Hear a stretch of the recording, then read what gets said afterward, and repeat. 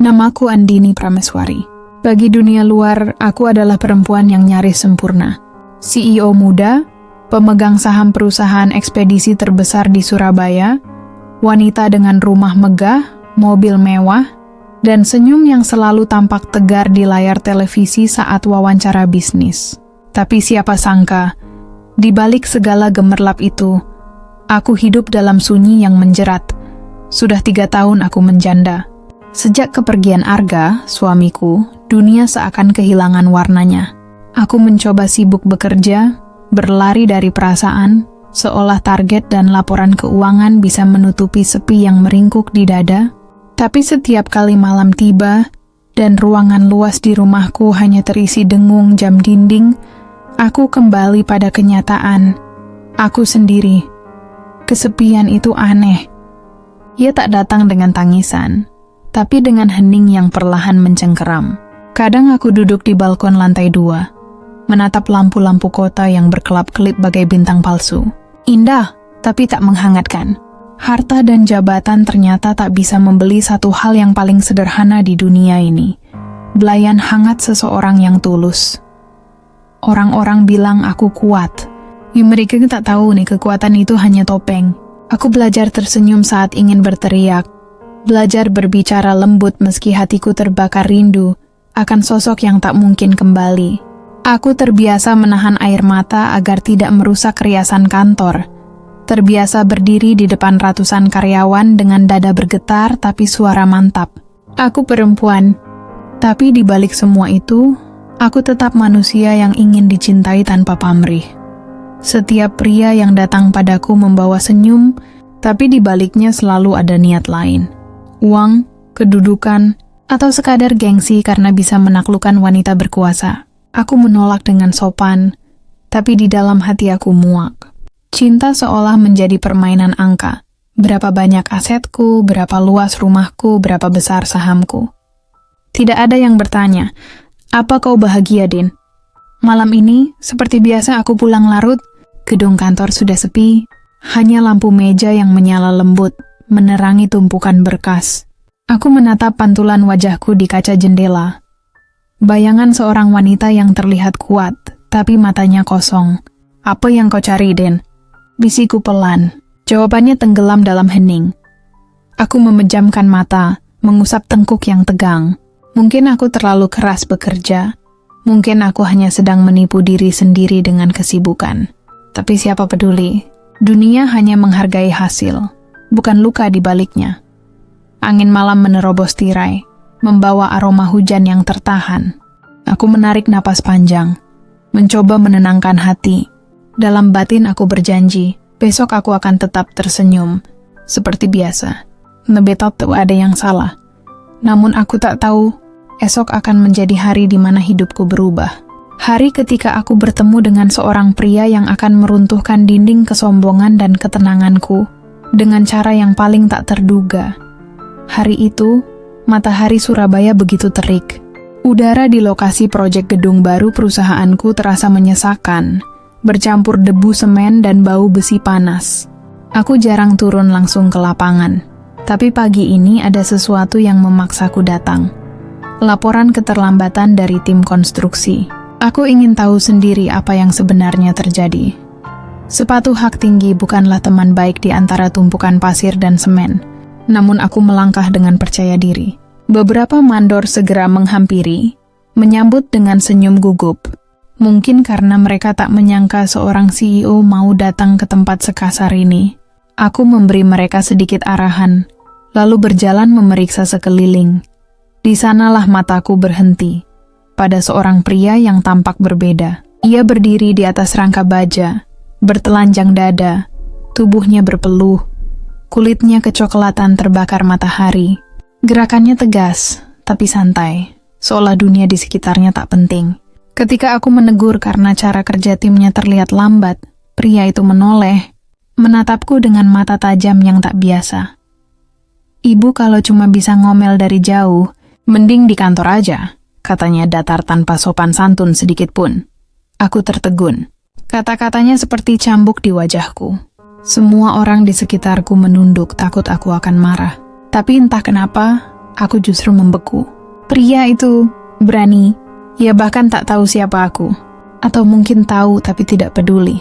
Siapa namamu? Tanyaku tegas. Mencoba mempertahankan wibawa.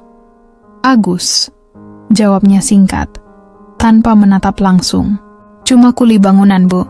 Jadi nggak penting, kan? Aku bisa mendengar nada sinis di ujung suaranya. Rasanya seperti menelan bara. Sudah lama tak ada yang memperlakukanku seperti itu. Biasanya, semua orang berusaha menyenangkanku, bahkan berlebihan. Tapi pria ini, dengan tangan kotor dan pakaian compang-camping, berani merendahkanku tanpa rasa takut. Aku memalingkan wajah, menahan amarah yang nyaris meledak.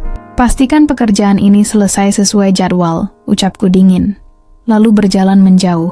Namun langkahku terasa berat. Ada sesuatu di suaranya yang terus menggema di kepalaku. Sombong, sinis, tapi jujur, tidak dibuat-buat. Dan di dunia yang penuh kepura-puraan ini, kejujuran kasar seperti itu justru menampar hatiku dengan cara yang aneh. Sepanjang perjalanan pulang aku diam. Wajahnya terus terbayang, mata yang tajam, gerakannya yang percaya diri, dan caranya menatapku tanpa kagum sedikit pun. Aku bukan wanita yang mudah terusik, tapi kali ini berbeda. Kenapa harus memikirkannya? Gumamku pada diri sendiri. Dia hanya kuli bangunan. Tapi suara hatiku menjawab, mungkin justru itu yang membuatnya menarik.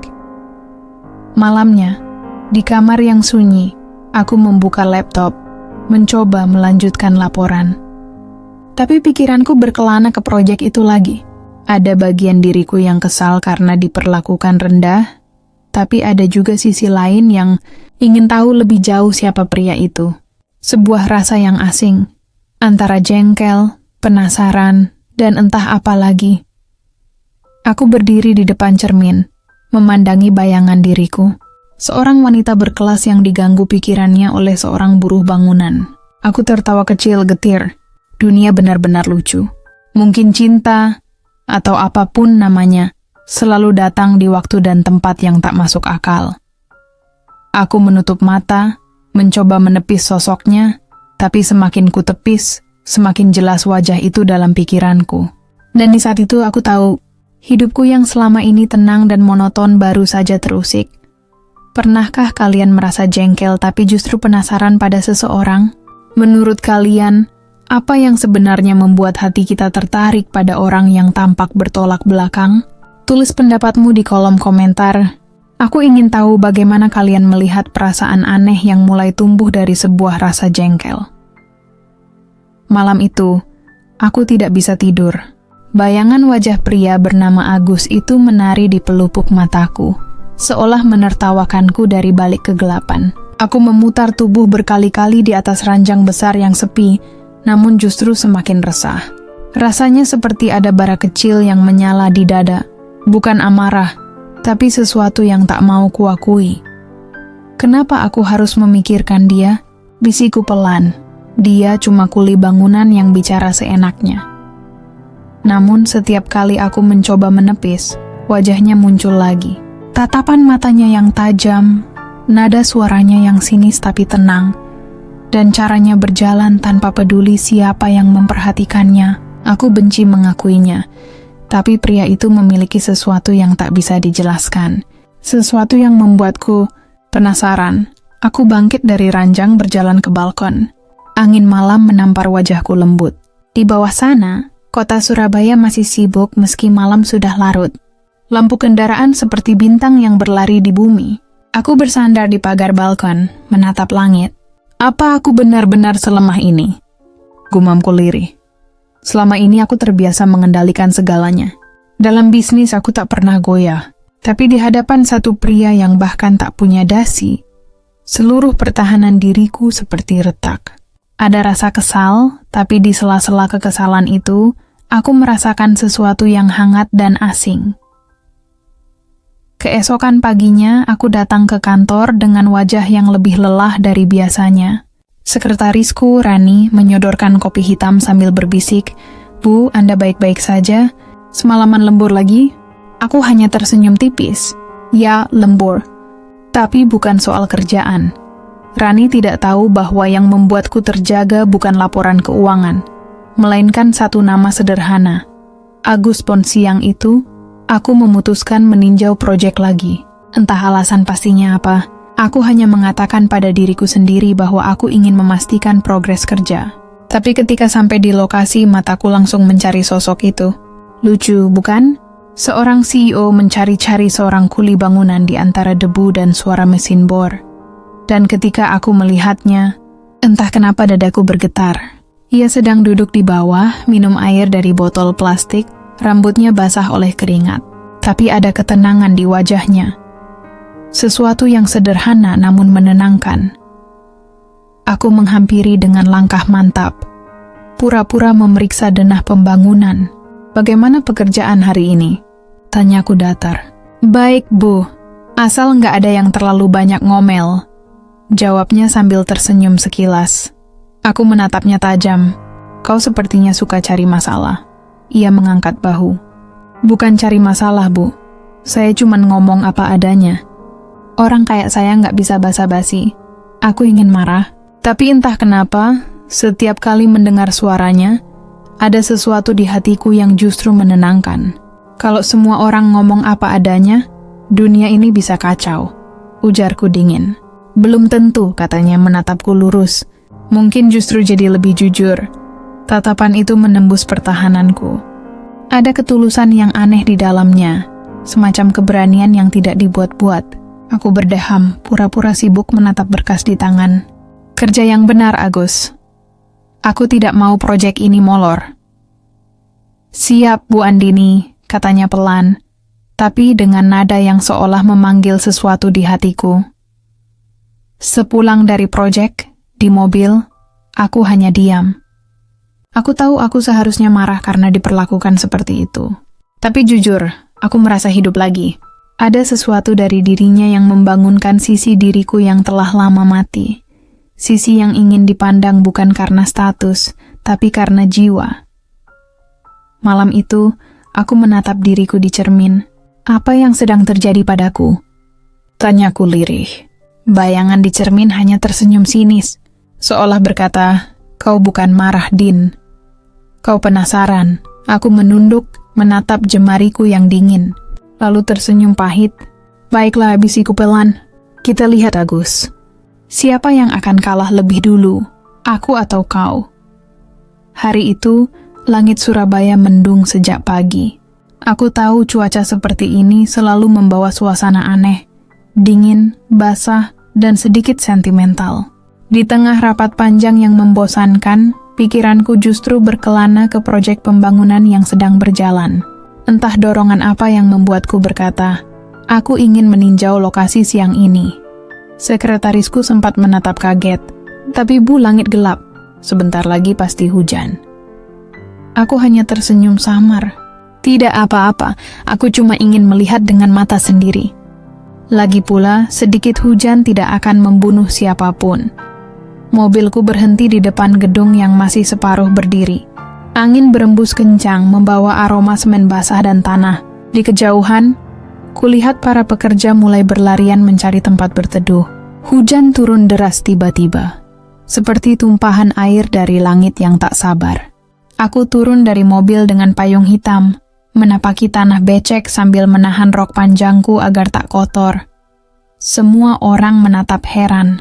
Seorang CEO berjalan sendirian di tengah hujan deras bukan pemandangan biasa. Tapi aku tidak peduli. Ada sesuatu yang ingin kulihat, atau mungkin seseorang. Dan di sanalah dia, Agus, berdiri di bawah rangka besi, tubuhnya kuyup tapi wajahnya tenang. Ia tidak berlari mencari atap, hanya menatap ke arah para pekerja lain sambil memastikan semuanya aman. Aku memandangi sosok itu di antara tirai hujan, dan entah kenapa dunia seolah melambat. Gerakannya tegas, suaranya tegas memberi perintah, tapi di balik semua itu, ada sesuatu yang menenangkan. Aku melangkah mendekat, tapi tanah licin membuat kakiku tergelincir. Aku menjerit pelan, tubuhku hampir jatuh. Dalam sekejap, sebuah tangan kuat menyambar lenganku. Hangat, tegas, aman. Tangan itu miliknya. Pelan, Bu. katanya. Suaranya dalam tapi lembut. Kalau jatuh nanti luka, aku terpaku. Hujan menetes di antara kami, menelusuri wajahnya yang basah dan rambutnya yang menempel di dahi. Mata kami bertemu, sesaat yang terasa begitu lama. Ada sesuatu di matanya, kejujuran yang belum pernah kulihat di mata siapapun. Bukan pandangan mengagumi, bukan juga pandangan rendah hati, tapi pandangan seseorang yang melihatku sebagai manusia, bukan jabatan. Aku menarik tanganku perlahan, mencoba mengembalikan wibawa. "Terima kasih," kataku pelan. Tapi suaraku terdengar lebih gemetar dari yang kuharapkan.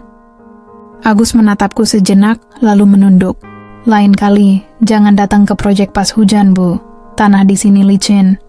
Saya nggak mau tanggung jawab kalau bos besar jatuh."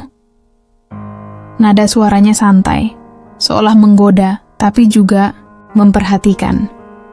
Aku menatapnya, menahan senyum yang hampir lolos dari bibirku. "Kau ini memang selalu bicara sesuka hati, ya?" Ia mengangkat bahu. "Kalau saya bicara yang ibu pengen dengar, nanti saya nggak jujur."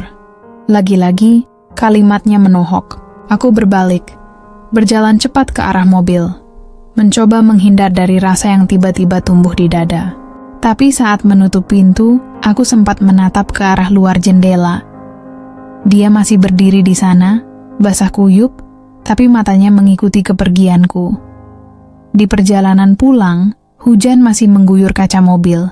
Setiap tetesnya seolah mengetuk sesuatu dalam hatiku. Ada perasaan yang sulit kuterjemahkan, campuran antara kagum, jengkel, dan takut. Takut karena aku tahu, sejak hari ini, sesuatu dalam hidupku mulai berubah. Malamnya, aku berdiri di depan cermin kamar, menyisir rambutku perlahan. Bayangan Agus muncul di kepalaku. Sentuhan tangannya masih terasa di pergelangan lenganku, hangat dan jujur. Aku menatap pantulan diriku sendiri, lalu berbisik. "Apa yang sedang kau lakukan, Din? Ini bukan dunia yang seharusnya kau masuki." Tapi hatiku tidak mendengarkan logika. Ia hanya berdebar, pelan namun pasti. Dan untuk pertama kalinya setelah sekian lama, aku merasa hidup. Sudah beberapa hari berlalu sejak kejadian di area proyek itu, namun bayangan wajah pria bernama Agus masih saja menari-nari di pikiranku. Entah kenapa, setiap kali aku melintasi area proyek itu, dari dalam mobil, mataku seperti mencari-cari sosoknya tanpa sadar. Aku bahkan memarahi diri sendiri karenanya. Apa aku sudah gila, sampai-sampai memikirkan seorang kuli bangunan yang bersikap kurang ajar padaku? Tapi hati tidak bisa diajak kompromi. Ada sesuatu dari dirinya yang berbeda. Tatapan matanya seolah menembus dinding egoku. Tatapan yang tak tunduk tapi juga tak menantang. Hanya jujur tanpa topeng. Mungkin karena selama ini aku terlalu sering melihat mata pria yang menatapku dengan niat tersembunyi, uang, kedudukan, kesempatan. Sedangkan Agus, ia menatapku seperti aku ini hanya wanita biasa. Bukan seorang CEO yang dikagumi dan disanjung. Hari itu aku sengaja memeriksa lokasi pembangunan secara langsung. Rasanya ada alasan yang sulit kujelaskan. Setibanya di sana, aku melihat Agus sedang bekerja di bawah terik matahari. Keringat membasahi leher dan bajunya yang lusuh. Tapi yang aneh, justru pemandangan itu membuatku menahan napas. Ia tampak sederhana, tapi kuat dan berkarisma dalam caranya sendiri. Aku mencoba bersikap profesional, namun jantungku berdetak tak karuan. "Pastikan material di area barat sudah sesuai standar, jangan sampai molor," ucapku pada pengawas. Saat aku menoleh, pandanganku tanpa sengaja bertemu dengan Agus. Ia menatapku lama, tapi kali ini tak ada senyum sinis. Hanya tatapan yang entah kenapa terasa hangat. "Bu Andini, hati-hati jalannya. Banyak paku di sekitar situ," katanya tiba-tiba, dengan nada yang justru terdengar tulus. Aku menoleh sekilas, berusaha menahan senyum yang nyaris lolos dari bibirku. "Terima kasih, saya bukan anak kecil, Mas," jawabku datar. Tapi di dalam hati, aku seperti gadis remaja yang baru saja diperhatikan oleh pujaan hati. Saat itu juga, aku menyadari sesuatu, bahwa mungkin Tanpa kusadari, aku mulai kehilangan kendali. Perasaan ini tak seharusnya muncul. Aku tahu posisiku. Aku tahu siapa dia. Tapi setiap kali aku mengingat suaranya, tatapannya, bahkan cara ia menyeka keringat dengan punggung tangannya, ada sesuatu yang bergetar dalam diriku. Malamnya, di kamar, aku menatap diriku di depan cermin. Perempuan dengan wajah tegar dan senyum profesional itu perlahan memudar. Yang tersisa hanyalah wanita kesepian yang diam-diam merindukan perhatian sederhana. Aku menyentuh dada sendiri dan berbisik pelan. Andini, apa yang kau rasakan ini sungguh gila. Namun, yang lebih gila lagi, aku tahu aku tak ingin berhenti merasakannya. Sudah seminggu aku tak bertemu Agus. Proyek memang masih berjalan, tapi aku sengaja menugaskan tim lain untuk memantau. Alasannya sederhana. Aku takut pada diriku sendiri. Takut pada rasa yang tumbuh tanpa izin, tanpa rencana, dan tanpa logika. Tapi yang ironis, justru setiap kali aku mencoba menjauh, bayangan wajahnya semakin jelas di benakku. Seolah pikiranku menolak tenang sebelum melihatnya lagi. Suatu sore, setelah rapat panjang dan melelahkan, aku memutuskan turun langsung ke lapangan. Alasan profesional kembali kugunakan untuk menutupi kegelisahan pribadi. Matahari condong ke barat, sinarnya menyentuh wajah para pekerja yang sibuk. Dan di antara deru mesin serta debu yang menari, aku melihatnya lagi, Agus. Ia sedang mengangkat semen, tubuhnya dibasahi peluh. Tapi kali ini ia tersenyum kecil saat matanya menangkap sosokku. Tumben, Bu. Datang sore-sore begini. Mau periksa kerjaan atau cuma kangen suasana proyek? Tanyanya santai, dengan nada menggoda yang membuatku hampir kehilangan kendali. Aku berdeham menahan tawa yang hampir lolos. Saya datang karena hasil laporan kurang lengkap, dan saya ingin memastikan semuanya sesuai rencana. Begitu ya. Kirain rindu saya. Ucapnya pelan tapi cukup jelas untuk ku dengar. Aku menatapnya tajam, tapi dalam hati justru ada bunga-bunga kecil yang mekar tanpa izin. Mas Agus ini suka bercanda ya? Kataku berusaha tegas. Kadang bercanda itu perlu, Bu. Biar hidup gak terasa terlalu berat, jawabnya. Menatapku tanpa takut. Entah kenapa, percakapan sederhana itu terasa berbeda. Setiap kata darinya seperti menembus lapisan egoku yang selama ini kukunci rapat. Aku terbiasa mendengar kata manis dari pria-pria berjas rapi yang menyanjungku, tapi tak satu pun mampu membuatku merasa hidup. Sedangkan Agus, dengan kata seadanya dan senyum polosnya, mampu mengguncang seluruh dinding pertahanan yang kubangun selama bertahun-tahun. Saat aku hendak beranjak ke mobil, tiba-tiba kakiku tersandung batu kecil dan hampir jatuh. Spontan, tangan kasar itu menangkap pergelangan tanganku, menahanku agar tidak terjerembab. Hanya sesaat, tapi aku bisa merasakan hangat kulitnya menyusup ke dalam kulitku. Degupan jantungku seolah tak lagi berpihak padaku. Pelan-pelan, Bu. Dunia ini gak akan lari kok, katanya lembut. Aku menelan ludah, lalu buru-buru menarik tanganku. Terima kasih. Saya bisa sendiri. Ia hanya tersenyum. Tapi senyum itu, Tuhan, terasa terlalu lama di pikiranku. Malamnya, aku duduk di balkon sambil menatap kota Surabaya yang berkelap-kelip. Di bawah cahaya lampu, aku berpikir, kapan terakhir kali aku merasakan hal seperti ini? Perasaan yang sederhana, tapi begitu nyata. Aku takut, tapi di saat bersamaan aku juga rindu. Rindu sesuatu yang bahkan belum sempat kumiliki. Di ujung malam, aku berbisik pada diri sendiri. Mungkin cinta tidak pernah salah datang. Hanya saja kadang ia memilih jalan yang paling rumit. Hari itu, langit Surabaya tampak murung, seperti menyimpan rahasia yang tak ingin diungkapkan. Aku berdiri di depan jendela ruang kerjaku di lantai 15, menatap hujan yang menetes perlahan, membasahi kaca bening di depanku. Di balik bayangan pantulan wajahku, terselip sosok Agus di pikiranku. Lagi, entah kenapa, setiap kali kesunyian menelanku, justru wajah itu yang muncul. Senyum tipisnya, nada suaranya yang santai, bahkan cara dia menyebut namaku dengan sedikit nada bercanda. Semua terasa, terlalu nyata untuk disebut kebetulan. Aku mencoba menyibukkan diri, tanda tangan berkas, menjawab panggilan, mengatur jadwal rapat. Tapi di sela-sela kesibukan itu, pikiranku tetap berkhianat. Aku bahkan sempat memandangi layar ponsel, seolah berharap ada pesan darinya, meski kami tidak pernah saling bertukar nomor. Sungguh konyol. Seorang CEO seperti aku, menunggu kabar dari seorang kuli bangunan yang bahkan tak tahu betapa sering aku memikirkannya. Sore itu, aku memutuskan turun ke lokasi proyek lagi. Alasanku sama seperti sebelumnya, mengecek progres. Tapi jauh di dalam hatiku, aku tahu alasan sesungguhnya bukan itu. Begitu sampai, aku melihat Agus sedang duduk di bawah atap seng, berteduh dari hujan. Ia sedang memegang gelas kopi panas dari warung dekat sana. Ketika matanya bertemu denganku, senyum itu kembali muncul. Senyum yang selalu berhasil membuat hatiku berdetak tidak wajar. Wah, Bu Andini kehujanan demi lihat proyek? Atau demi lihat saya? Tanyanya sambil menyeruput kopi. Aku tertawa kecil, menepis godaannya. Jangan GR, Mas. Saya cuma ingin memastikan pekerjaan berjalan dengan baik. Tapi kalau ternyata dua-duanya, boleh kan? Balasnya dengan nada lembut tapi berani. Aku terdiam.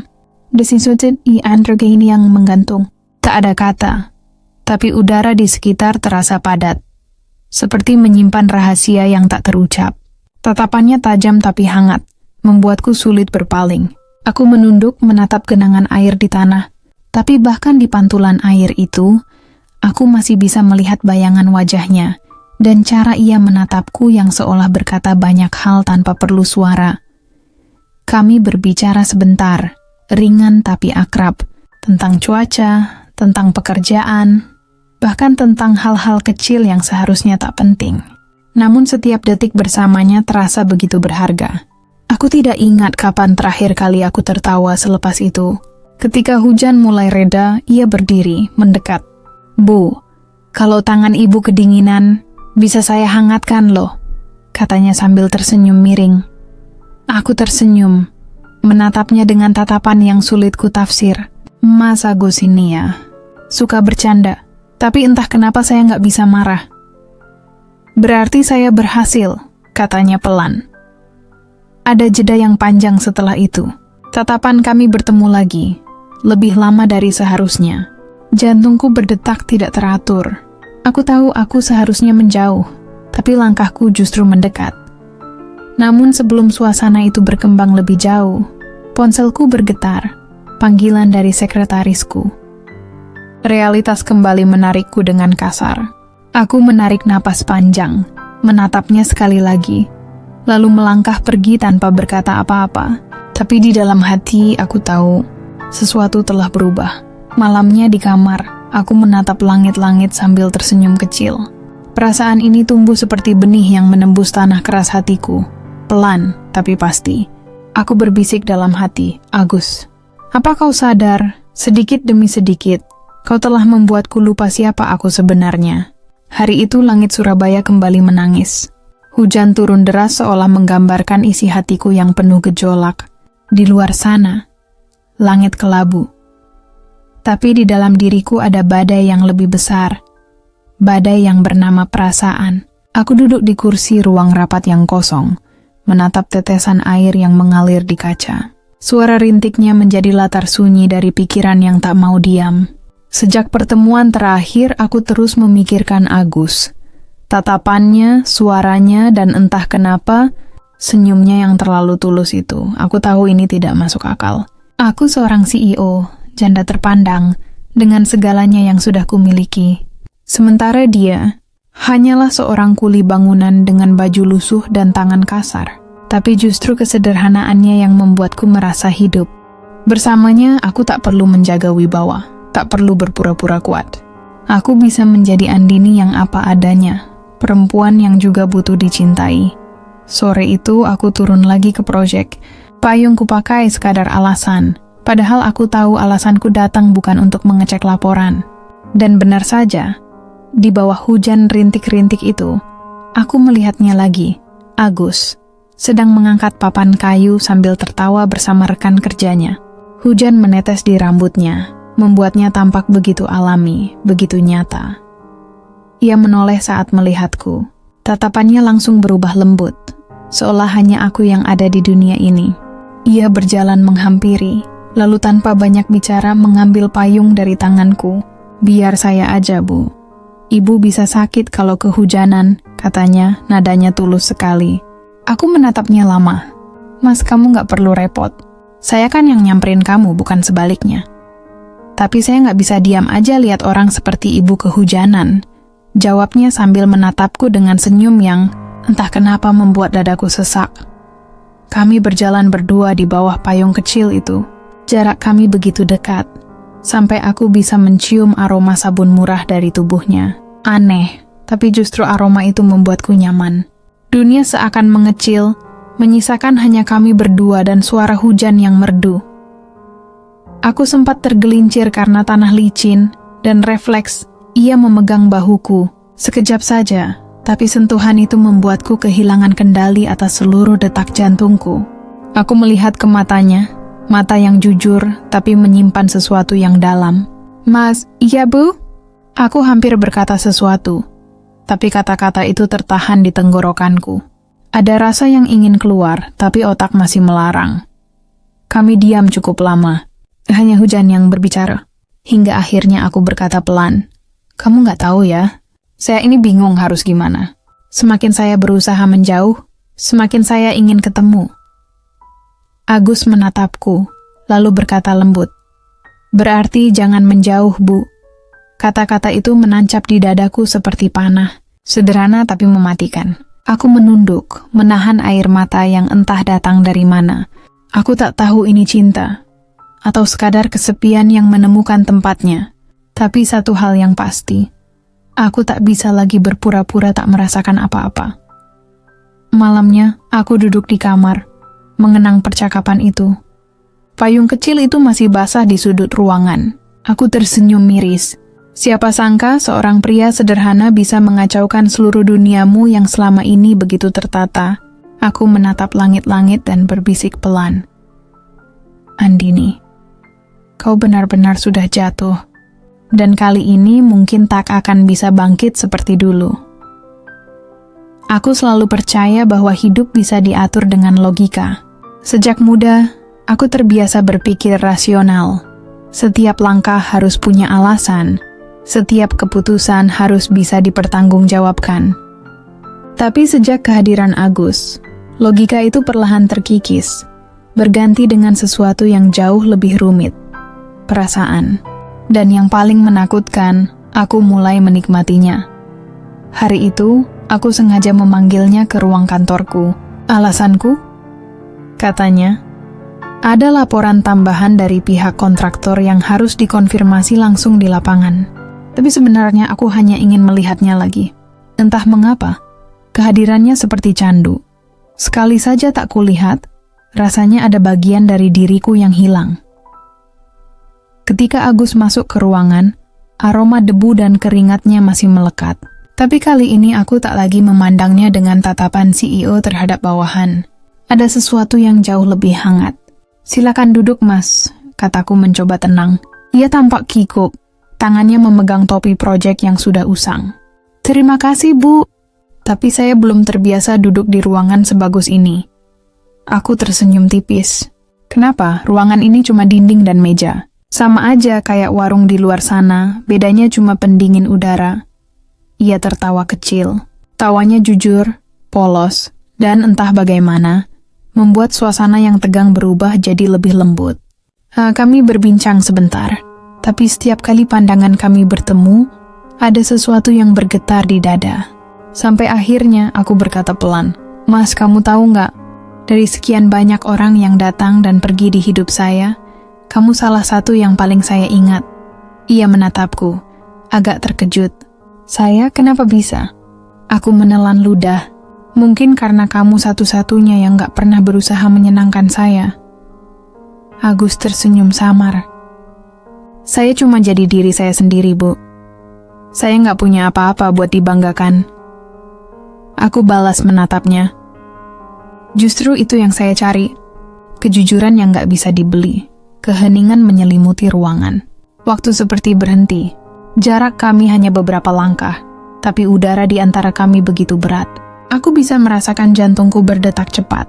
Lalu ia berdiri mendekat sedikit. Matanya dalam, menelusuri wajahku seolah ingin mengingat setiap lekuknya. "Andini," katanya pelan, memanggil namaku tanpa embel-embel jabatan. Suaranya membuatku hampir lupa siapa aku sebenarnya. Aku tak tahu bagaimana kelanjutannya. Hanya saja, saat kesadaran kembali, aku sudah berdiri terlalu dekat dengannya. Napas kami nyaris bersentuhan. Dan di antara jarak itu, ada sesuatu yang lebih kuat dari sekadar ketertarikan. Namun sebelum segalanya melangkah lebih jauh, aku menatap ke arah pintu, takut seseorang masuk. Aku mundur perlahan, memalingkan wajah. "Mas, sebaiknya kamu pergi dulu. Nanti orang salah paham." Ia terdiam, tapi sebelum melangkah pergi, ia berkata pelan, "Saya nggak takut salah paham, Bu. Yang saya takut justru kalau ibu pura-pura nggak merasa apa-apa." Kata-kata itu menghantam dadaku lebih keras dari yang kukira. Setelah ia pergi, aku terdiam lama. Mataku menatap jendela, melihat pantulan wajahku sendiri. Perempuan yang selama ini terlihat kuat, tapi kini sedang goyah karena cinta yang tak semestinya tumbuh. Malamnya, aku menatap ponselku lama, menimbang untuk mengirim pesan yang bahkan belum kutulis. Tapi aku urungkan. Aku tahu satu hal, antara logika dan hati. Aku sedang kalah, dan kali ini, aku tidak yakin apakah aku ingin menang. Kalau kamu jadi aku, apa kamu akan menolak cinta yang datang dari orang yang jauh di bawahmu, atau kamu akan mempertaruhkan segalanya demi sesuatu yang mungkin hanya sementara? Tulis pendapatmu di kolom komentar, karena cinta kadang datang dengan cara paling rumit dan paling jujur. Sejak pertemuan di ruanganku itu, ada yang berubah di antara kami, dan aku tahu Agus juga merasakannya. Tatapannya kini lebih lama setiap kali kami berpapasan, suaranya lebih lembut, bahkan senyum yang dulu sekadar ramah kini terasa seperti isyarat yang hanya kami pahami berdua. Hubungan kami memang belum memiliki nama, tapi kehangatannya sudah terlalu dalam untuk disebut sekadar kedekatan. Namun di balik itu, hatiku bimbang. Aku sadar betul bahwa dunia kami berbeda seperti langit dan bumi. Aku seorang perempuan dengan jabatan, harta, dan segala kemewahan yang membuat banyak orang iri. Sedangkan Agus hanya pria sederhana yang mungkin tak punya apa-apa selain ketulusan. Tapi anehnya, di antara sekian banyak pria berjas yang pernah mencoba mendekatiku, hanya dia yang mampu membuatku merasa hidup.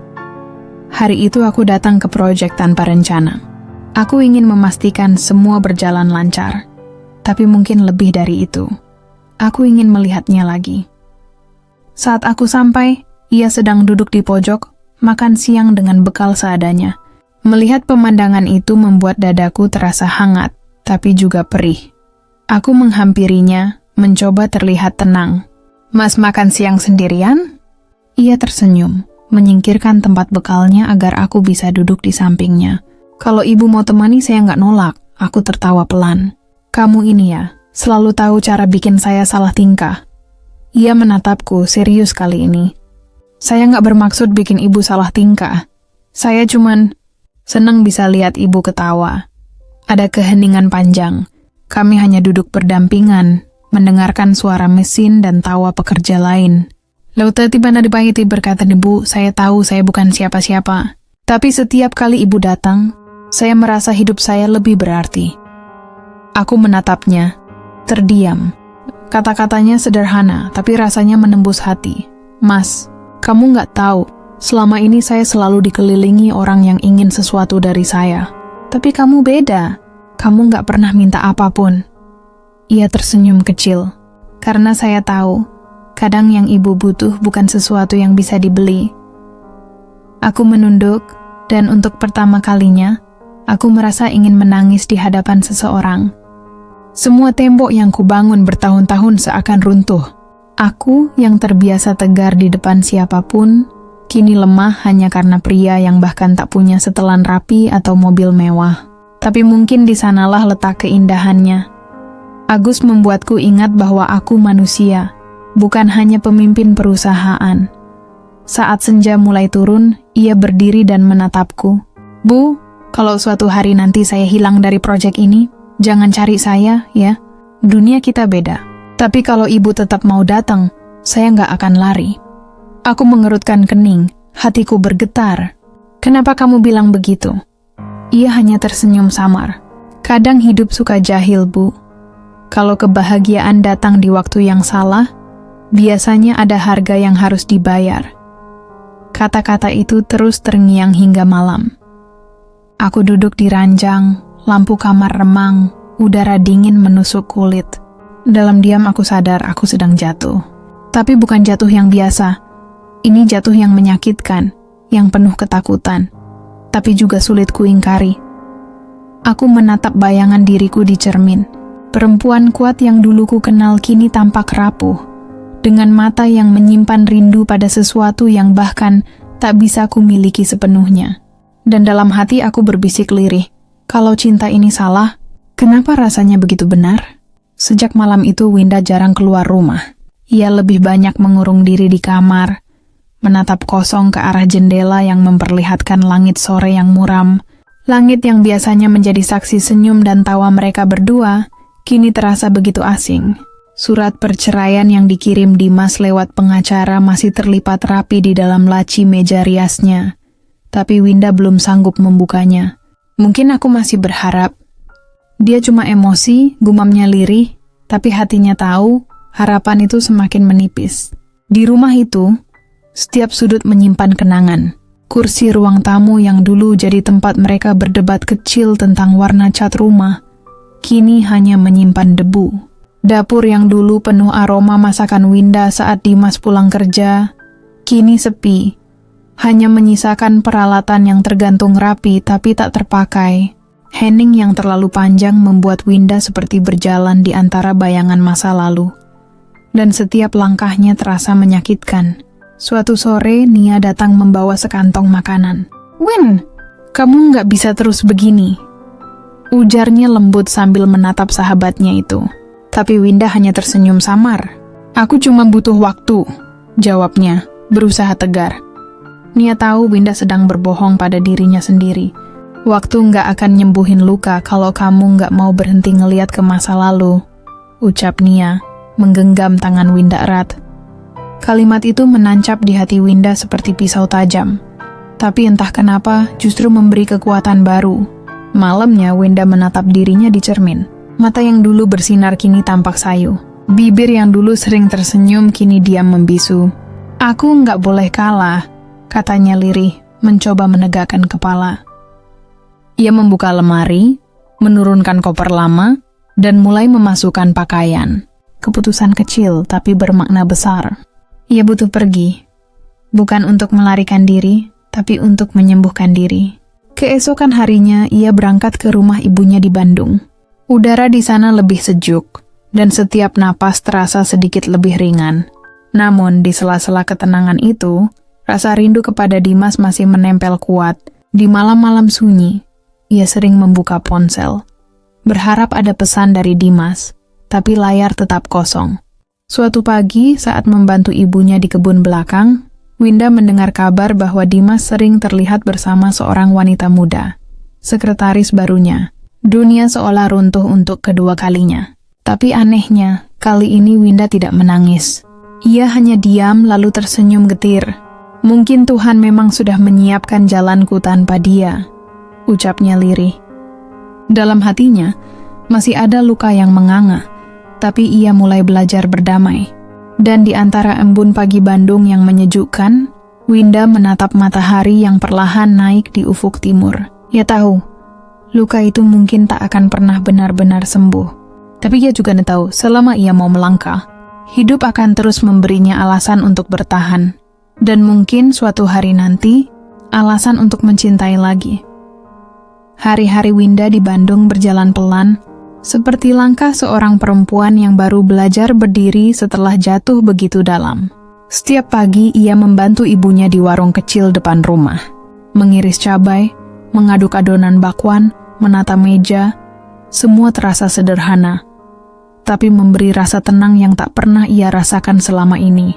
Suara pelanggan yang bercanda, aroma kopi hitam, dan tawa kecil ibunya membuat hatinya perlahan hangat kembali.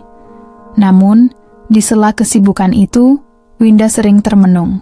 Setiap kali melihat pasangan muda bergandengan tangan lewat di depan warung, dadanya masih terasa perih. "Kenapa cinta bisa sesakit ini, Bu?" tanyanya suatu sore, sambil menatap hujan yang jatuh lembut. Ibunya tersenyum bijak. "Karena kamu pernah mencintai dengan tulus. Tapi dari situ juga kamu belajar, Win, bahwa cinta bukan untuk dimiliki, tapi untuk disyukuri." Kalimat itu sederhana, tapi menenangkan. Beberapa minggu kemudian, seorang pelanggan baru mulai sering datang ke warung mereka. Lelaki itu bernama Arman, sopan, ramah, dan selalu membawa senyum yang menenangkan. Ia seorang pengusaha kecil yang sering berbelanja ke pasar di dekat situ. Setiap pagi ia memesan kopi dan nasi goreng buatan Winda, lalu memuji masakannya dengan tulus. "Rasanya beda, Mbak. Mungkin karena dibuat dari hati," katanya sambil tertawa kecil. Winda tersipu, tapi di dalam dirinya ada sesuatu yang bergetar. Perasaan yang lama ia lupakan. Hari demi hari, percakapan mereka makin akrab. Arman tak pernah menanyakan masa lalu, seolah ia tahu Winda masih menyembunyikan luka. Ia hanya hadir dengan caranya sendiri. Ringan, tidak memaksa, tapi menenangkan. Suatu hari, ketika Winda sedang menjemur pakaian, Arman datang membawa bunga mawar putih. "Buat kamu," katanya. Mawar putih itu lambang ketulusan, ucapnya sambil tersenyum. Winda terdiam, menatap bunga itu lama, sebelum akhirnya berkata pelan, "Aku nggak tahu apakah aku siap menerima apapun selain rasa sakit."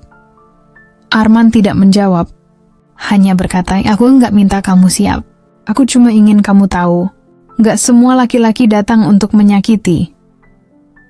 Kata-kata itu menembus pertahanan Winda.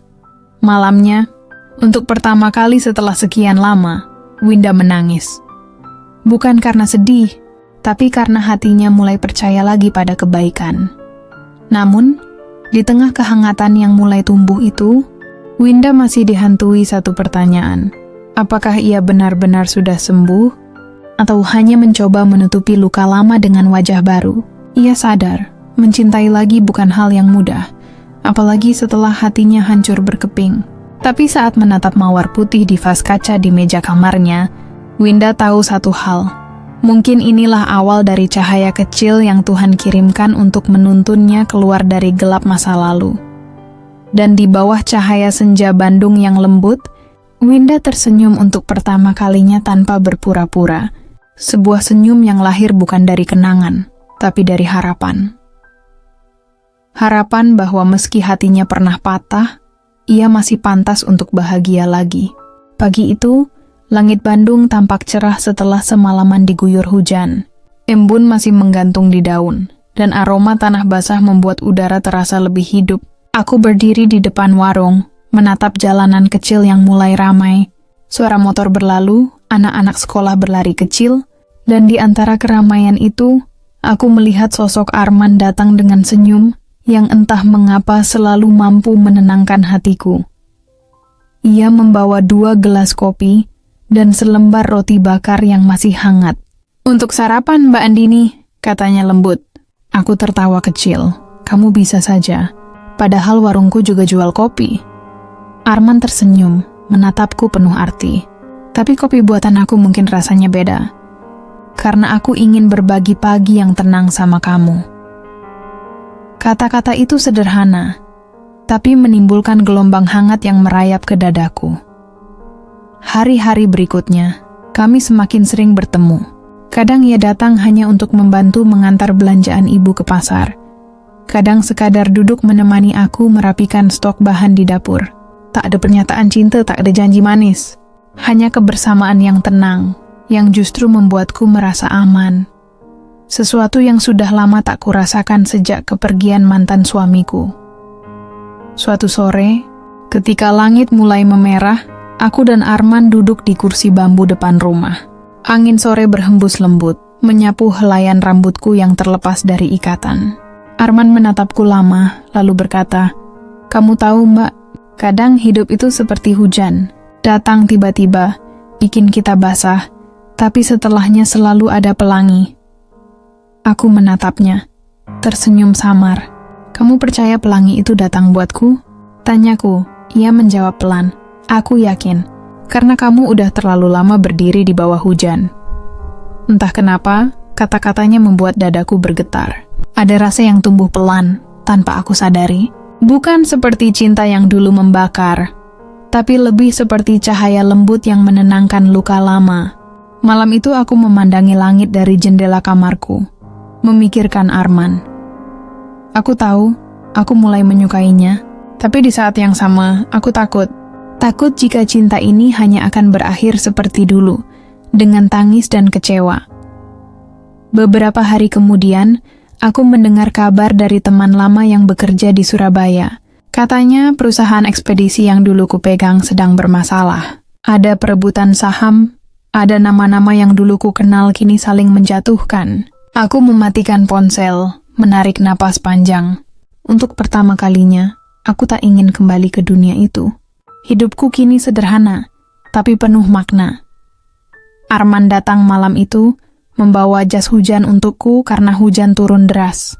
Kami duduk berdua di bawah atap warung. Hanya dia mendengarkan suara rintik hujan. Ia menatapku, lalu berkata lirih, "Aku nggak tahu apa yang kamu alami dulu, tapi aku harap kamu nggak menutup hatimu selamanya."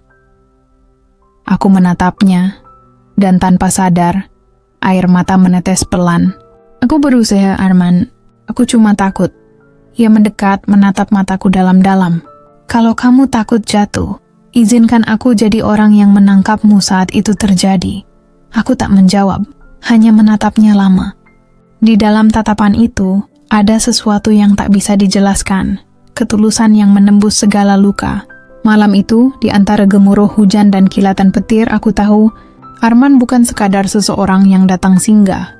Ia mungkin adalah lelaki yang dikirim Tuhan untuk mengajarkanku satu hal, bahwa pulih bukan berarti melupakan, tapi berani membuka hati lagi setelah hancur berkeping. Dan malam itu aku tersenyum. Untuk pertama kalinya aku merasa mungkin aku siap untuk jatuh lagi. Sudah hampir 2 bulan aku mengenal Arman. Dalam waktu sesingkat itu, kehadirannya seperti angin yang datang diam-diam, tapi membawa kesejukan di tengah panasnya kesepian yang lama. Ia tak pernah berjanji apapun, tak pernah memaksa, hanya hadir, dengan tatapan lembut, senyum hangat, dan cara bicara yang membuatku merasa cukup. Namun hidup selalu punya cara menguji hati yang baru belajar tenang. Suatu pagi, sebuah mobil hitam berhenti di depan warung. Dari dalamnya keluar 2 pria berpakaian rapi. Aku mengenali salah satunya, Raka, adik iparku dulu. Tatapannya tajam, penuh kebencian yang masih sama seperti dulu. "Andini," katanya dengan nada dingin, "kami dengar kamu tinggal di sini sekarang. Sungguh mengejutkan, seorang mantan CEO sebesar kamu, jualan gorengan." Aku menarik napas dalam, menahan gejolak yang ingin meledak. "Aku nggak berutang penjelasan apapun padamu, Raka."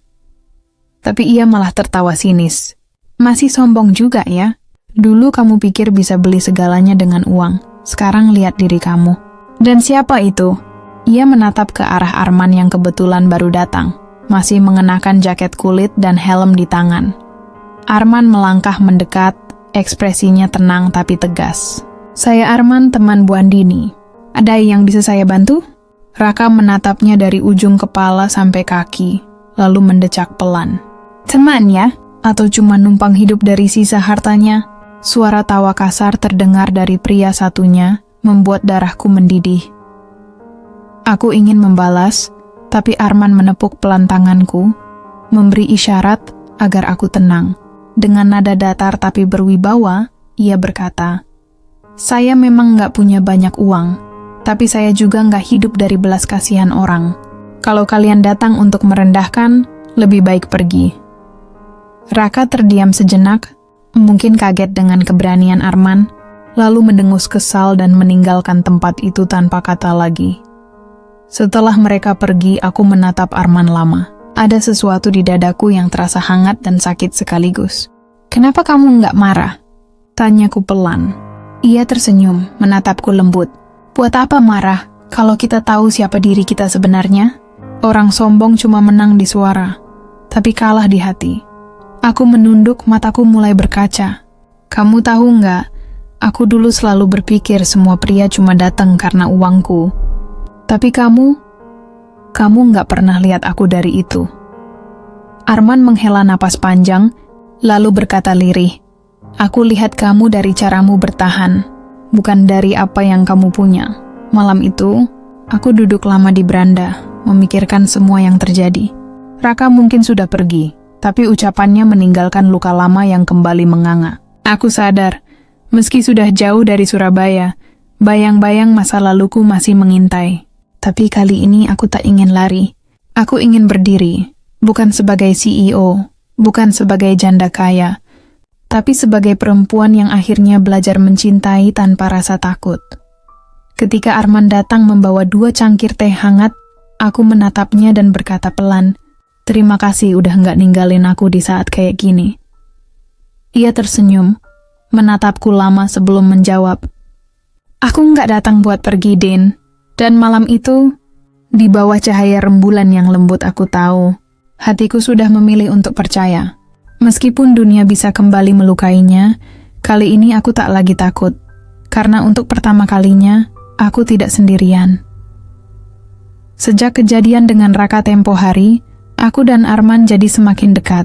Hubungan kami berubah tanpa perlu ada kata-kata yang menandai, tidak ada pernyataan cinta, tidak ada janji manis.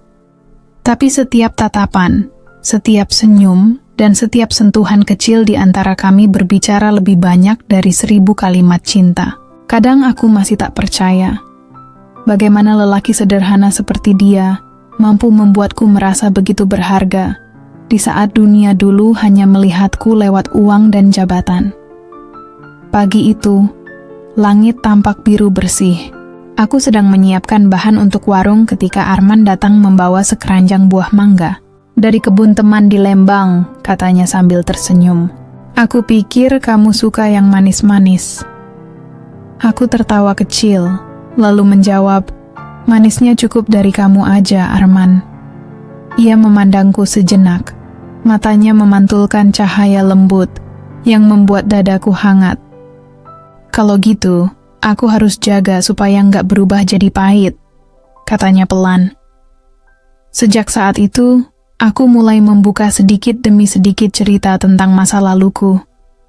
Tentang pernikahan yang penuh topeng, tentang kesepian yang kusembunyikan di balik senyum publik, dan tentang bagaimana semua berakhir dengan kehancuran yang nyaris membuatku kehilangan diri sendiri.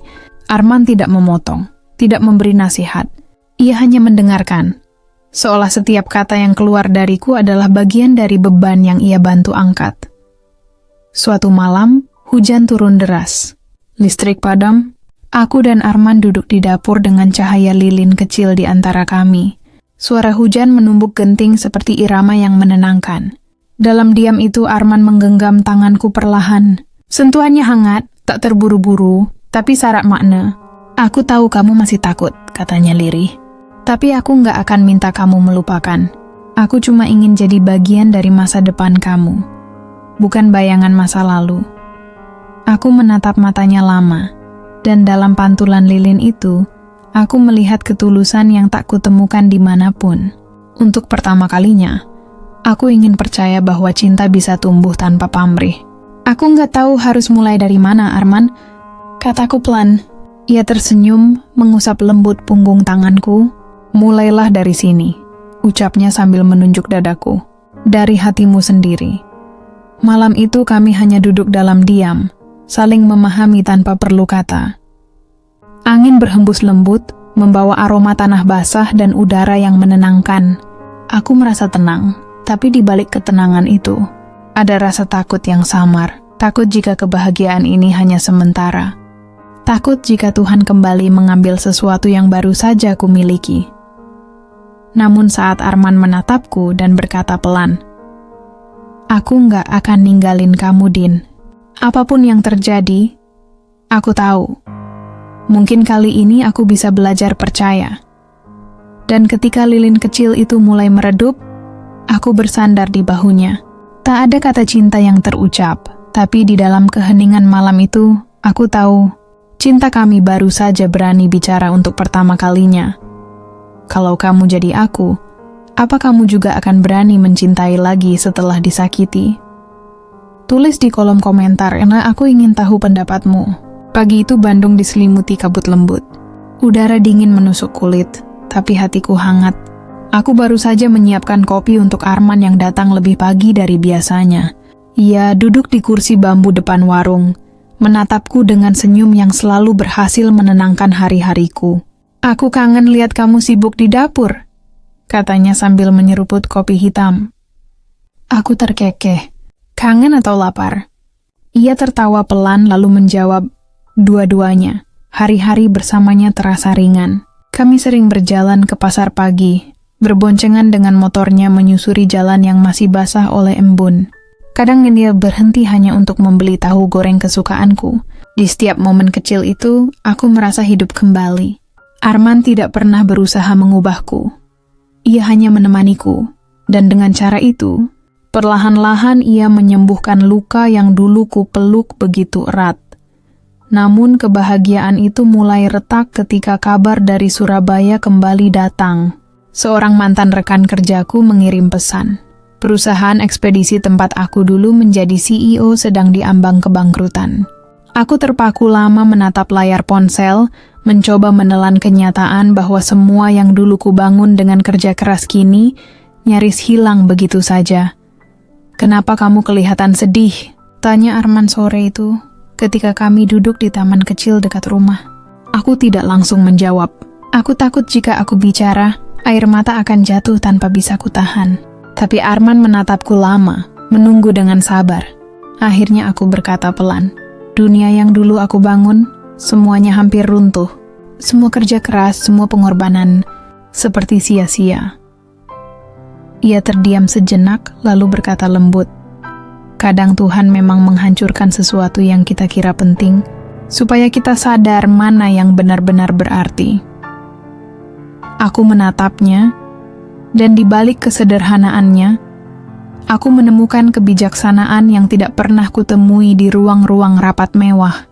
Tapi kata-katanya justru membuat dadaku semakin sesak, karena aku tahu hatiku mulai terlalu dalam terikat padanya. Beberapa hari setelah itu Raka muncul lagi. Kali ini ia tak datang ke warung, tapi mengirim pesan singkat yang membuat darahku dingin. "Kau pikir orang sepertimu pantas dengan kuli bangunan?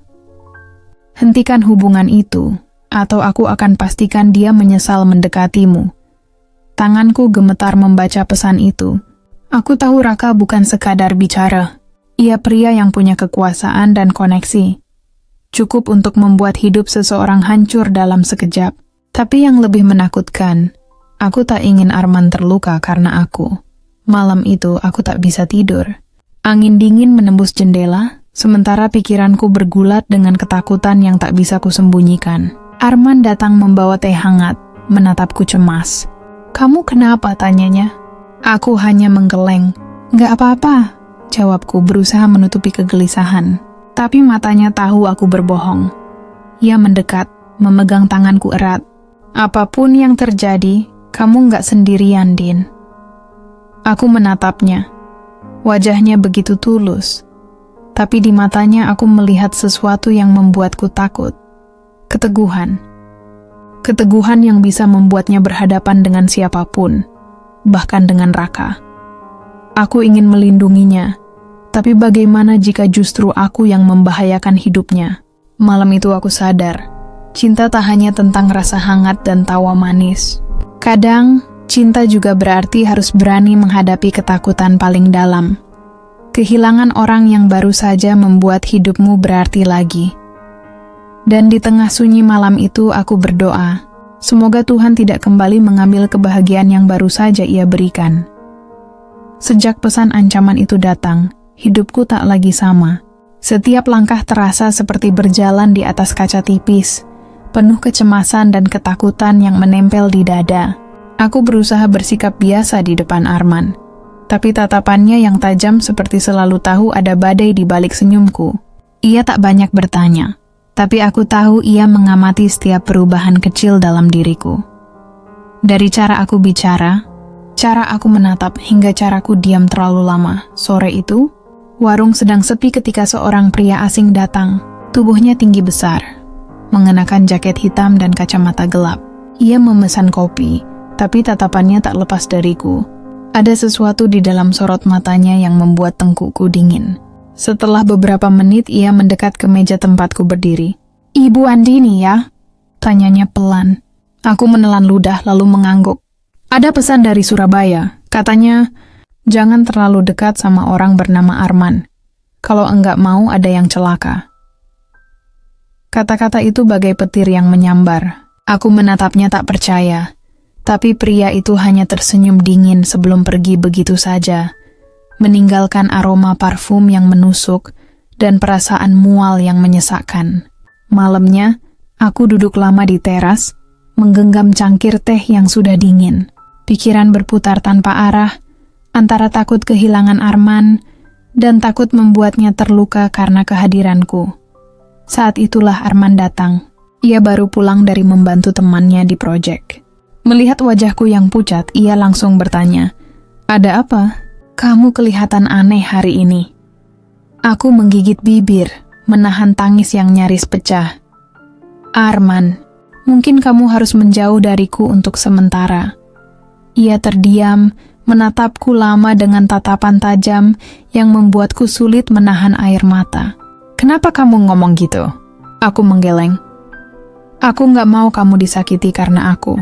Mereka tahu tentang kita." Arman mendekat, suaranya tenang tapi tegas. "Din, kamu pikir aku akan mundur cuma karena ancaman? Hidupku bukan tentang lari dari masalah. Kalau mereka mau datang, biar datang ke aku. Aku nggak akan biarin kamu hadapi ini sendirian." Aku menatapnya, hatiku bergetar hebat. "Tapi mereka bisa ngerusak hidup kamu, Arman." Ia menggeleng pelan. "Hidupku cuma sederhana. Yang bisa mereka ambil cuma nyawa, tapi nggak akan pernah bisa ngambil harga diriku." Kata-kata itu membuat dadaku bergetar hebat. Ada keberanian dalam dirinya yang menakutkan sekaligus memikat. Beberapa hari kemudian, ancaman itu semakin nyata. Motor Arman ditemukan dalam keadaan rusak parah di depan rumah kontrakannya. Tak ada yang tahu siapa pelakunya, tapi aku tahu. Itu peringatan. Dunia lamaku mulai menjerat kami berdua, dan aku harus memutuskan sesuatu. Malam itu, aku duduk di kamar sendirian, menatap foto kami yang diambil di pasar. Arman tersenyum lebar, sedangkan aku menatapnya dengan tatapan yang kini terasa terlalu dalam. Air mataku jatuh tanpa bisa ditahan. Aku mencintainya, terlalu dalam. Tapi mungkin justru karena itu, aku harus melepaskannya. Di luar, hujan turun deras, seolah langit ikut menangis bersamaku. Aku menulis sepucuk surat. Surat yang tak tahu apakah akan kuberikan atau kubiarkan terbakar bersama rasa yang tak pernah sempat kusembunyikan. "Maaf, Arman. Aku mencintaimu, tapi mungkin cinta ini akan lebih aman jika aku yang terluka, bukan kamu." Dan malam itu, untuk pertama kalinya, aku berdoa agar cinta yang begitu tulus bisa kuat menghadapi badai yang mulai datang. Malam itu hujan turun dengan deras, menenggelamkan suara-suara kota dalam gemuruh yang seolah memantulkan kesedihan di hati Winda. Ia duduk di ruang tamu dengan segelas teh yang sudah dingin di tangannya. Tatapannya kosong, menembus jendela berembun, seolah mencari sesuatu yang telah lama hilang, atau seseorang yang tak akan pernah kembali. Di meja ponselnya bergetar, tapi ia tak mengangkatnya. Ia tahu itu pesan dari Raka, tapi hatinya tak punya tenaga lagi untuk menjawab. Semua yang terjadi setelah percakapan terakhir mereka terasa seperti badai yang memporak-porandakan sisa harapan yang masih ia simpan. Raka menatap layar ponselnya di apartemen, menunggu balasan yang tak kunjung datang. Hatinya sesak. Ia tahu Winda sedang menjauh, bukan karena benci, tapi karena takut terluka lagi. Kenapa semuanya jadi serumit ini? Gumamnya pelan. Di meja kerja, Berkas proyek yang harusnya sudah ia selesaikan terbengkalai. Setiap halaman laporan itu terasa hambar tanpa semangat. Ia ingat senyum Winda, tatapan lembutnya ketika mereka masih bisa bicara tanpa beban. Sekarang, jarak yang memisahkan mereka bukan lagi sekadar waktu dan ruang, tapi luka yang belum sembuh di hati masing-masing. Sementara itu, di rumah sakit tempat Winda bekerja, berita tentang ibunya yang semakin memburuk membuat hatinya makin hancur. Dokter memanggilnya sore tadi, menjelaskan bahwa kondisi sang ibu tak banyak berubah meski sudah berbulan-bulan dirawat. Bu Winda, kami akan coba terapi baru, tapi tolong siapkan kemungkinan terburuk juga, kata dokter dengan nada hati-hati. Winda hanya mengangguk, tak sanggup bicara. Ia menatap ibunya yang terbaring lemah, kulitnya semakin pucat, napasnya tersengal. Bu, Winda kuat karena ibu. Tapi kalau ibu pergi, siapa yang akan jadi rumah untuk Winda? Bisiknya lirih, air mata jatuh satu-satu. Beberapa hari kemudian, Raka memberanikan diri datang ke rumah sakit. Ia tahu Winda akan marah, mungkin juga menolaknya, tapi ia tak tahan hanya diam. Ia melihat Winda di taman belakang rumah sakit, duduk di bangku batu, basah oleh embun sore. Winda, panggilnya pelan. Winda menoleh, terkejut, lalu menunduk cepat. Kamu nggak seharusnya di sini, Raka. Aku nggak kuat lihat kamu lagi, ucapnya serak. Raka mendekat, tapi tetap menjaga jarak. Aku cuma pengen tahu kamu baik-baik aja. Aku tahu aku salah, tapi aku nggak bisa berhenti peduli. Suaranya bergetar, jujur, dan penuh sesal. Winda menghela napas panjang, menahan air mata yang hampir jatuh. Kamu tahu nggak, Raka? Setiap kali aku lihat kamu, semua luka itu terbuka lagi. Aku pengen bahagia, tapi bayangan kita selalu menghalangi. Aku capek. Raka menatapnya dalam diam. Ia ingin memeluknya, tapi tahu itu hanya akan memperburuk segalanya. Kalau memang aku harus jadi orang yang kamu lupakan, aku akan pergi, ucapnya lirih. Winda terdiam lama sebelum akhirnya berkata, pergilah Raka, tapi jangan pernah lupa, aku pernah mencintaimu sepenuh hati. Raka menunduk, matanya basah. Ia berjalan pergi dengan langkah berat, sementara Winda menatap punggungnya hingga menghilang di tikungan taman. Hujan kembali turun perlahan, membasahi wajahnya yang penuh air mata. Ia tahu cinta itu belum mati, tapi mungkin memang harus dikubur. Dan di dalam hatinya, Winda sadar, beberapa luka memang tak bisa hilang, hanya bisa diterima sebagai bagian dari hidup yang harus terus berjalan. Hari-hari setelah pertemuan itu terasa panjang dan hampa bagi Winda. Ia menjalani rutinitas seperti biasanya. Berangkat kerja pagi, memeriksa pasien, tersenyum pada rekan-rekan kerja, tapi di balik semua itu, jiwanya terasa kosong. Setiap malam, ia masih teringat pada tatapan terakhir Raka di taman rumah sakit. Tatapan yang penuh luka dan keikhlasan yang memaksa. Ia mencoba sibuk agar pikirannya tak melayang. Namun setiap kali hujan turun, ingatan tentang mereka berdua selalu kembali menghantui. Sementara itu, di sisi lain kota, Raka berusaha mengalihkan diri dalam pekerjaan. Ia menerima proyek besar di luar kota, berharap jarak bisa membantu menghapus kenangan. Namun setiap kali ia menatap layar laptop, bayangan senyum Winda seakan muncul di sela-sela tulisan laporan. Ia mencoba menulis email untuknya beberapa kali, sekadar menanyakan kabar atau mengucapkan selamat pagi, tapi selalu berakhir dengan tombol delete. Ia tahu, kadang cinta paling tulus adalah saat seseorang memilih pergi demi tidak menyakiti lebih dalam. Suatu sore, kabar duka datang seperti petir di siang bolong. Ibu Winda berpulang dengan tenang setelah seminggu terakhir tak sadarkan diri. Dunia seakan berhenti berputar baginya. Ia menatap tubuh sang ibu yang terbujur di ranjang, masih mengenakan selimut putih rumah sakit. Air matanya tak lagi bisa dibendung. Ibu, aku belum sempat bikin ibu bahagia, ucapnya di antara sesenggukan. Kepergian sang ibu meninggalkan lubang besar yang tak bisa diisi siapapun. Di sisi tempat tidur, kalung kecil pemberian ibunya tergenggam erat di tangannya, satu-satunya warisan yang menyimpan kehangatan masa lalu. Pemakaman berlangsung sederhana. Beberapa rekan kerja datang memberi pelukan, tapi hati Winda tetap terasa dingin. Di kejauhan, tanpa ia sadari, Raka berdiri di antara pelayat, mengenakan pakaian serba hitam. Ia tak mendekat, hanya menatap dari jauh dengan mata basah.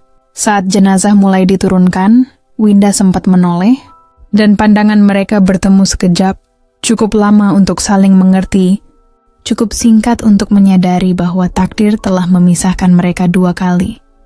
Sekali karena cinta, dan kini karena duka. Malamnya rumah Winda terasa sunyi. Semua barang peninggalan ibunya tersusun rapi, tapi setiap sudut ruangan menyimpan kenangan. Ia menyalakan lilin kecil di meja, berdoa dalam diam. "Bu, apa aku harus terus di sini? Atau pergi biar semuanya tenang?" Tanyanya dalam hati. Tak ada jawaban, hanya hembusan angin lembut yang membuat nyala lilin bergoyang pelan, seolah ibunya sedang menenangkannya dari alam lain. Keesokan harinya, Winda membuat keputusan besar. Ia mengajukan cuti panjang dan memutuskan untuk pindah ke Bandung, tempat salah satu kerabatnya tinggal. "Aku butuh mulai lagi dari awal," ucapnya pada kepala bagian rumah sakit. Semua orang mengerti. Ia ingin meninggalkan kota ini, meninggalkan kenangan, meninggalkan luka yang terus menekan batinnya. Sebelum berangkat, ia menulis surat pendek dan meletakkannya di kotak pos. Surat terakhir untuk Raka. "Raka, terima kasih karena pernah datang dalam hidupku.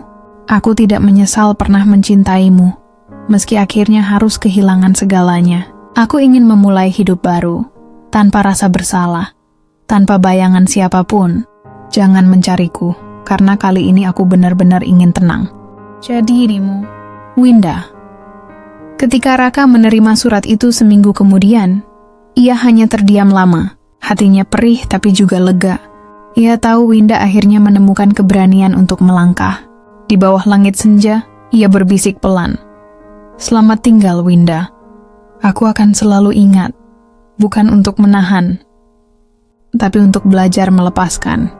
Dan pada saat itu, untuk pertama kalinya keduanya menangis bukan karena kehilangan, tapi karena akhirnya mampu mengikhlaskan. "Setahun berlalu sejak aku meninggalkan Surabaya. Hidupku kini terasa jauh lebih tenang. Di Bandung, aku menata ulang segalanya. Pekerjaan, rumah, dan bahkan hatiku. Aku bekerja di sebuah klinik kecil di daerah Lembang, tempat yang dikelilingi kabut dan aroma kopi setiap pagi. Tak ada gemerlap kota, tak ada hiruk-pikuk rapat direksi, hanya ketenangan dan udara dingin yang menampar lembut pipiku setiap kali aku membuka jendela. Aku merasa seperti kembali menjadi diriku sendiri, bukan Andini si CEO, bukan wanita yang disorot banyak mata, tapi hanya perempuan biasa yang sedang belajar mencintai hidupnya lagi. Namun, meski sudah lama aku tak mendengar kabar Raka, hatiku kadang masih bergetar saat hujan turun. Entah kenapa, setiap rintik hujan membawa aroma masa lalu. Tawa di taman, mata yang saling menatap dalam diam, dan janji yang tak pernah diucap. Aku tak tahu di mana dia sekarang. Kadang aku bertanya-tanya, apakah dia sudah melupakan aku? Atau masih menyimpan kenangan seperti aku menyimpannya di sudut hati yang paling dalam? Suatu sore di bulan Desember, ketika aku sedang menyapu halaman klinik, sebuah mobil hitam berhenti di depan pagar. Dari balik kaca muncul sosok yang tak asing. Aku terpaku, jantungku berdegup seperti dikejar waktu. Raka keluar dari mobil itu dengan wajah yang lebih matang. Ada sedikit kerutan di ujung matanya, tapi senyumnya masih sama, hangat dan tulus. Untuk sesaat, aku tak bisa bergerak. Dunia terasa berhenti, dan waktu seperti berputar kembali ke masa ketika semuanya belum hancur. "Andini," suaranya pelan tapi menggema kuat di telingaku. "Aku mencari kamu kemana-mana." Aku menatapnya dengan campuran bingung, rindu, dan takut. "Kenapa kamu datang? Bukankah aku sudah minta jangan mencariku lagi?" Ia tersenyum, melangkah mendekat. "Karena aku sadar, melepaskanmu bukan berarti aku berhenti mencintaimu. Aku cuma menunggumu siap untuk disayangi tanpa rasa bersalah." Kata-katanya menembus dinding pertahanan yang selama ini kujaga rapat. Air mataku jatuh tanpa bisa kutahan. Ia mendekat lalu tanpa banyak bicara, memelukku. Pelukan itu bukan pelukan yang menuntut, tapi pelukan yang menenangkan. Seolah seluruh luka di hatiku luruh bersamaan dengan tangis yang kutahan selama ini. Kami duduk lama di bangku halaman, berbicara tentang masa lalu, tentang kehilangan, dan tentang keberanian untuk memulai lagi. Raka bercerita bahwa ia kini bekerja di perusahaan arsitektur besar dan telah mengurus semua persoalan dengan keluarganya. Aku tidak datang untuk mengambilmu, Din, katanya lirih. Aku datang untuk menawarkan hati yang sama, tapi dengan cara yang baru. Aku tersenyum samar. Dan aku tak lagi menjadi wanita yang takut dicintai.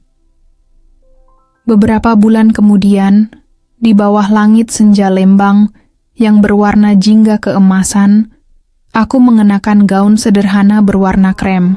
Tak ada pesta besar, tak ada undangan mewah. Hanya beberapa orang dekat dan saksi yang tersenyum bahagia. Raka berdiri di hadapanku dengan wajah haru. Kami mengucapkan janji suci dengan suara bergetar. Bukan karena gugup, tapi karena akhirnya semesta memberi kami kesempatan kedua. Ketika cincin melingkar di jari, aku menatapnya dan berbisik. Cinta yang jujur memang tak selalu mudah. Tapi ia tahu kemana harus kembali. Ia tersenyum, lalu mencium punggung tanganku dengan lembut. Semua rasa sakit, semua air mata, kini berganti menjadi ketenangan. Dan malam itu, di kamar kecil rumah kami, aku memeluknya erat. Tak perlu kata, tak perlu cerita. Hanya kehangatan dua hati yang akhirnya pulang setelah berkelana terlalu lama. Kini, setiap kali aku menatap langit pagi dari jendela rumah kami, aku selalu teringat satu hal. Hidup tidak selalu memberi apa yang kita inginkan, tapi selalu memberikan apa yang kita butuhkan. Hidupku pernah terasa seperti labirin tanpa jalan keluar, penuh dinding tinggi yang kubangun sendiri demi melindungi hati yang pernah retak. Aku pikir kesuksesan bisa menambal sepi, aku kira jabatan dan harta mampu menenangkan luka. Tapi ternyata, yang benar-benar menenangkan bukanlah kemewahan, melainkan keberanian untuk kembali percaya pada cinta. Bersama Raka, aku belajar bahwa cinta tak datang untuk menyempurnakan, melainkan untuk melengkapi.